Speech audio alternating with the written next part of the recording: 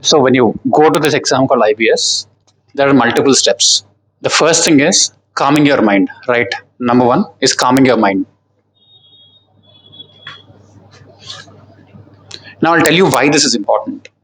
There is a lot of overwhelm in this paper because one, after writing DT and IDT, there is an expectation. Let's say most of you would not get a sense of completion after these two papers. You believe that you might only get 40s.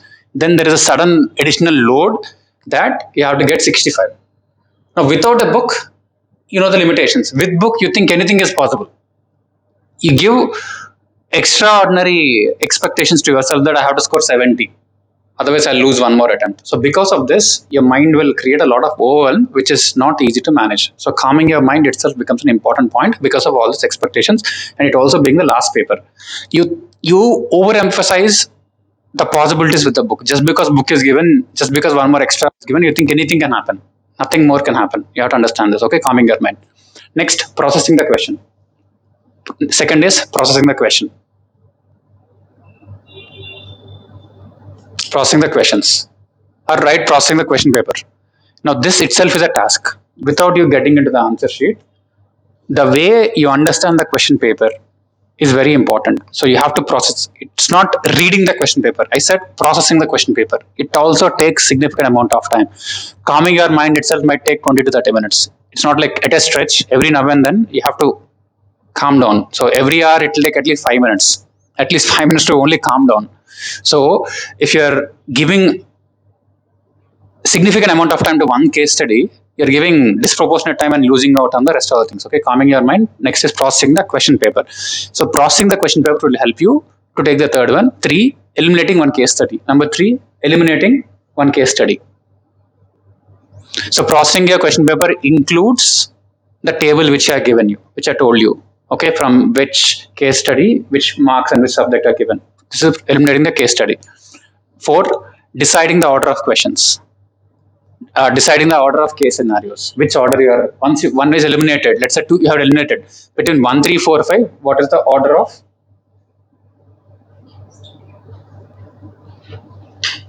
5? Understanding the questions. 5 is once you in brackets write within case scenario. Understanding the questions within case scenario. So you picked up one case scenario. Let's say two or two eliminated, right? 4. Within this, how much did you understand the question? Understanding the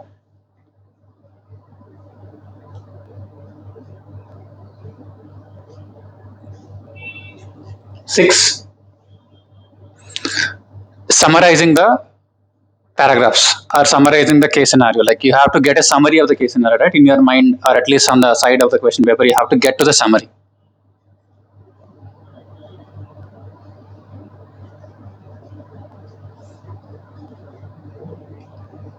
7, thinking about a potential solution. Thinking about a potential solution.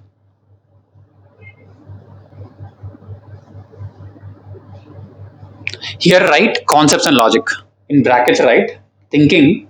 You'll have to think about the concept and logic.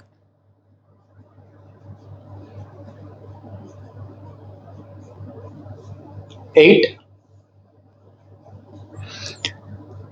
searching the answers.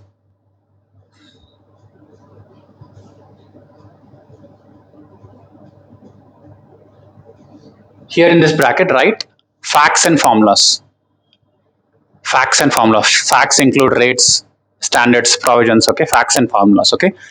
In the first case, you have to think about the potential solution.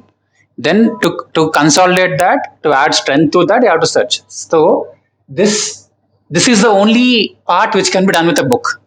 I have told you so many steps. I have told you 8 steps now. In 8 steps, there is only one step which can help with the books. So the possibility of the books is only 15-20 marks. Please understand that. With or without book, you won't be the difference won't be more than 15-20 marks. For that, don't lose out than 40 marks. You understand? 9, contextualizing the answer.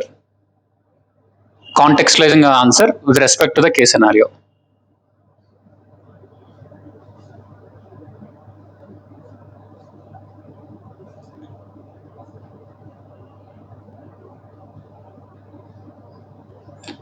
10, Handling exceptions. Handling exceptions. Now, what are exceptions? Let's say you prepare for group 2 only. You expect 40 marks from the group 2. There is a chance that there is one model paper where only 90 marks came. So when you go there, you have to handle all of the 9 points anyways. 10th, if it's an exception, it's a sudden hit, right? 100 marks is from SPOM and group 1. How would you approach that paper? It's a possibility, already written on paper like that. How would you do that? You do all the steps and then you get to the search, and then you are not able to convert the answers in the textbook to the, you already know that it's not converting, it's not matching. So what would you do? MCQs are not able to eliminate between two. What would you do? So you need to have some thinking space. So 10 steps has to happen. So for each of the step will take at least 20-25 minutes, which is easily 210 minutes only for the steps. That's how much time you have to allocate for each question. Instead, for a 5 marker question you wrote 5 pages. Absolute nonsense. So this is what happens at the back of your mind in this is why it's the exam which tests the core knowledge, strength, application, presence of mind, common sense, everything, whatnot. Okay, so don't get carried away with too much expectations. So go through all of this, then you'll be able to land. This is a paper which is a juicy full toss. The problem is you might get out. That's what happened in the last attempt for a lot of people. But this is a paper which is definitely scoreable. By putting in 20 to 30% of time you invest in DT or IDT, you can score 60 for sure. Is that clear? Okay, now the application of this will execute today itself by solving 1 or 2 case studies post lunch. Okay, yeah.